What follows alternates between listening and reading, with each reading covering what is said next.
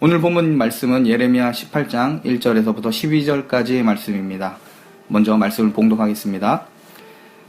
여호와께로부터 예레미야에게 임한 말씀에 이르시되 너는 일어나 토기장이의 집으로 내려가라. 내가 거기에서 내 말을 내게 들려주리라 하시기로 내가 토기장이의 집으로 내려가서 본즉 그가 농로로 일을 하는데 진흙으로 만든 그릇이 토기장이의 손에서 터지매 그가 그것으로 자기 의견에 좋은 대로 다른 그릇을 만들더라.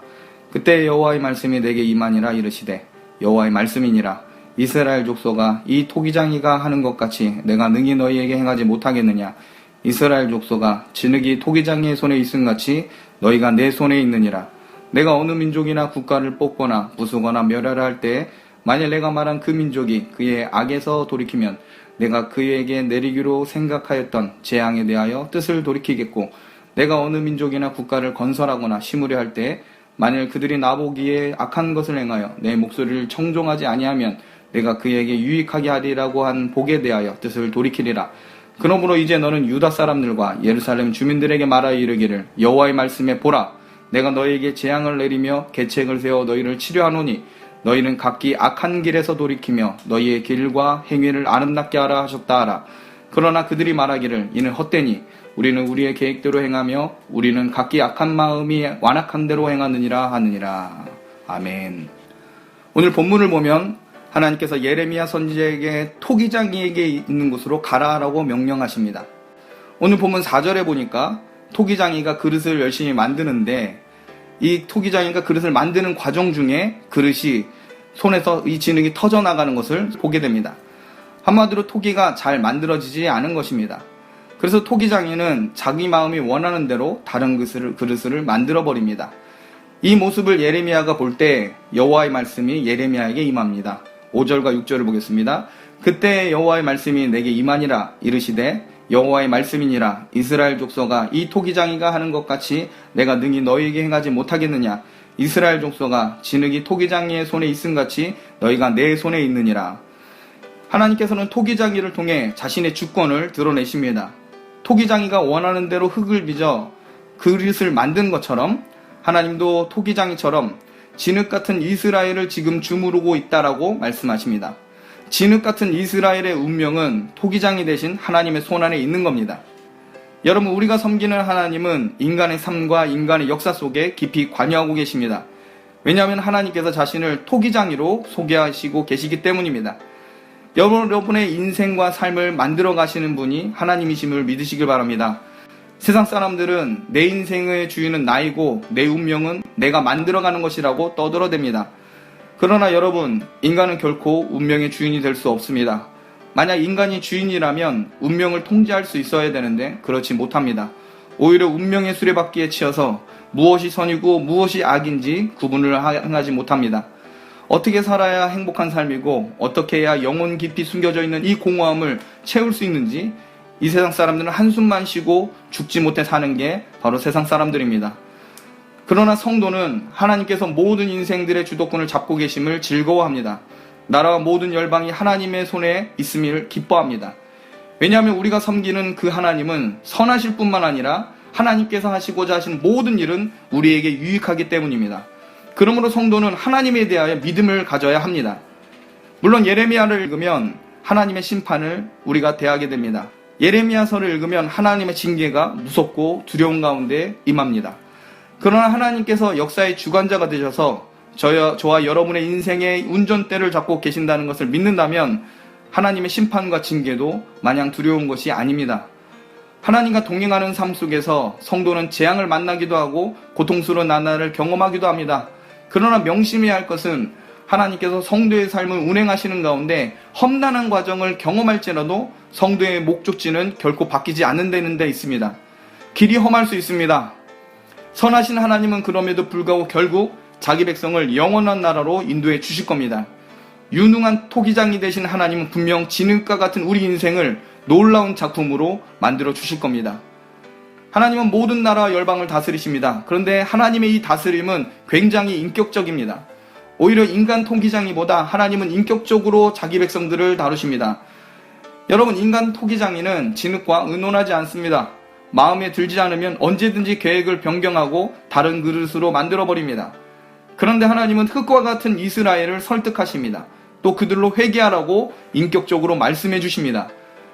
하나님께서는 내 임의대로 복을 주기도 하고 심판할 권리가 있다라고 말씀하시지만 동시에 이스라엘 향해서 죄에서 돌이키라고 인격적으로 또한 설득해 주십니다.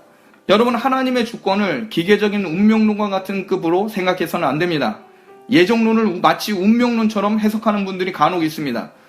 여러분, 하나님은 전지전능하신 뿐만 아니라 인간과 공감할 수 있는 인격적인 분이십니다. 교회의 머리가 되신 우리 주 예수 그리스도께서 성자 하나님이면서 동시에 참 사람이었다는 사실을 여러분 기억하셔야 합니다. 하나님께서 심판을 작정하셨고 그것은 변개될 수가 없습니다. 하나님은 이 사실을 알리셨고 왜 이러한 심판이 일어나야 하는지 오랫동안 말씀해 주셨습니다. 원래 이 하나님께서 그것을 알리시거나 또한 그렇게 그들을 설득할 필요가 없는 겁니다. 그럼에도 불구하고 하나님은 인격적으로 타락한 이스라엘일지라도 인격적으로 그들에게 다가가신다는 겁니다. 여러분, 하나님이 지금 이스라엘에게 기회를 주고 계십니다. 돌이키고 회개할 기회를 지금 주신 겁니다. 그러나 한 가지, 여러분, 이스라엘이 회개를 하면 심판이 그치게 될까요? 이 부분이 우리에게 참 이해하기 어려운 부분입니다.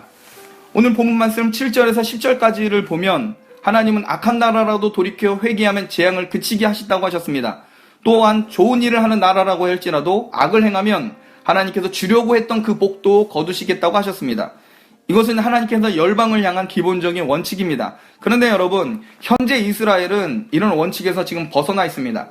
그러므로 지금 이스라엘의 죄악은 심판이 아니면 안 됩니다. 하나님께서 그렇게 작정하셨습니다. 이스라엘을 향한 회개의 촉구는 심판을 멈추기 위한 방법이 아닙니다. 회개는 마땅히 따라와야 할 이스라엘의 태도이고 자세입니다. 여러분, 회개한다고 해서 이스라엘이 심판을 안 받는 게 아니라는 겁니다. 이 내용은 예레미야 18장 11절에 잘 나와 있습니다. 여러분, 예레미야 18장 11절 말씀에 보면 그러므로 이제 너는 유다 사람들과 예루살렘 주민들에게 말하여 이르기를 여호와의 말씀에 보라, 내가 너희에게 재앙을 내리며 계책을 세워 너희를 치료하노니 너희는 각기 악한 길에서 돌이키며 너희의 길과 행위를 아름답게 하라 하셨다 하라. 여러분, 하나님께서 말씀하십니다. 보라, 내가 너희에게 재앙을 내리고 계책을 세워 너희를 치료한다 라고 말씀하십니다. 지금 하나님께서 매를 들고 가시는 겁니다. 그러면 이스라엘은 겸비된 마음으로 뭘 해야 됩니까? 우상 숭배를 그치고 두렵고 떨린 마음으로 긴장한 상태에서 하나님의 심판을 맞이해야 된다는 겁니다. 이것이 오늘 18장 11절에 보면 아름답게 하는 행위라고 성경은 기록되어 있습니다. 인간이 어떤 회개를 함으로 인해서 하나님의 심판을 막을 수 있다라고 선포하는 게 아닙니다. 심판이 일어나는 것을 보거든 이 심판이 왜 일어날 거고 누가 이 심판을 일으키고 있는지 그것을 알게 하는 게 바로 예레미야의 선지자의 사명인 겁니다. 우상 숭배를 하는 이스라엘 향해서 하나님은 언약하신 대로 율법에 명시한 그것대로 하나님께서 심판하고 계신다는 것을 알리는 게 바로 예레미야의 사명인 겁니다. 피할 수 없는 심판 앞에 이스라엘이 해야 할 것은 겸비해서 돌이켜 회개하는 겁니다. 그렇게 하면 하나님은 용서해 주시고 생명의 길로 인도해 주십니다. 물론 심판 중에서입니다. 하나님은 용서해 주시고 생명의 길로 인도해 주신다는 말입니다. 다시 강조하지만 회개한다고 해서 심판이 없어지는 것은 아닙니다. 여러분, 다니엘은 포로로 끌려가서 고통을 당합니다. 다니엘은 하나님의 징계와 심판을 받았지만 그는 하나님의 은혜를 구하였고 바벨론 왕궁에서 하나님의 백성으로 살기를 결심합니다. 다니엘은 이스라엘이 망하는 것을 보게 되지만 그의 삶이 결코 망하지 않습니다. 이는 하박국 선지자를 통해 이미 드러낸 진리입니다. 여러분, 하박국 2장 4절을 보면 이렇게 기록되어 있습니다. 보라, 그의 마음은 교만하며 그 속에서 정직하지 못하나 의인은 그의 믿음으로 말미암아 살리라. 하박국은 이스라엘을 심판하겠다는 이 하나님의 계획에 반기를 든 선지자였습니다. 그런데 하나님께서 심판의 현장에서 오직 의인은 그의 믿음으로 살게 된다라고 말씀하셨을 때 이 하박국은 깨닫고 하나님의 심판을 찬양하게 됩니다. 여러분, 하나님은 이스라엘을 심판하십니다. 그러나 심판 중에도 회개한 의인들을 향해서 하나님은 용서를 해 주실 거고 그들을 선한 길로 인도해 주시겠다고 말씀하고 계신 겁니다. 이스라엘의 심판을 멈추기 위해 회개해야 한다는 것은 잘못된 고의입니다. 그런데 여러분, 이스라엘은 지금 하나님께서 주신 기회조차도 버립니다. 여러분, 11절 말씀해 보겠습니다. 예레미야 18장 12절에 보면 그러나 그들이 말하기를 이는 헛되니 우리는 우리의 계획대로 행하며 우리는 각기 악한 마음이 완악한 대로 행하리라 하느니라. 여러분, 하나님께서는 현재 우상 숭배에 헤어나지 못하는 이스라엘이 결코 회개하지 않을 뿐만 아니라 그 완악한 대로 자기 계획대로 악을 행할 줄 알고 계십니다. 하나님은 이 악한 이스라엘 백성을 향해서도 인격적으로 대우하시어 주시지만 정작 이스라엘은 끝까지 하나님을 왕으로 인정하지 않습니다. 이들은 하나님의 최후의 경고를 사소하게 여깁니다. 말씀을 마치겠습니다. 여러분, 하나님은 자기 자녀를 인격적으로 대하십니다. 그분이 우리 아버지라는 사실을 믿으셔야 합니다. 세상을 심판하기 위해 오실 예수님도 재림 전에 각종 재앙으로 하나님의 대적자들을 치십니다. 여러분, 심판의 날은 두렵고 무서운 날이지만 하나님의 자녀에게는 구원의 날임을 잊지 마셔야 합니다. 페르시아 제국 한복판에서 에스더와 모르드게와 그리고 느헤미야와 에스더와 같은 자들이 일어나게 될 겁니다. 그러므로 여러분, 우리는 하나님의 선하심을 믿고 모든 열방을 그 손에 있기에 우리는 안심해야 합니다. 세계 각지에 코로나 바이러스가 창궐할지라도 오직 의인은 믿음으로 말미암아 살리라고 선포하셔야 합니다. 그리스도인은 죽어도 살며 영원한 생명을 머금고 사는 존재라는 사실을 믿고 기도와 말씀으로 나아가는 축복의 성도님이 되시길 바랍니다.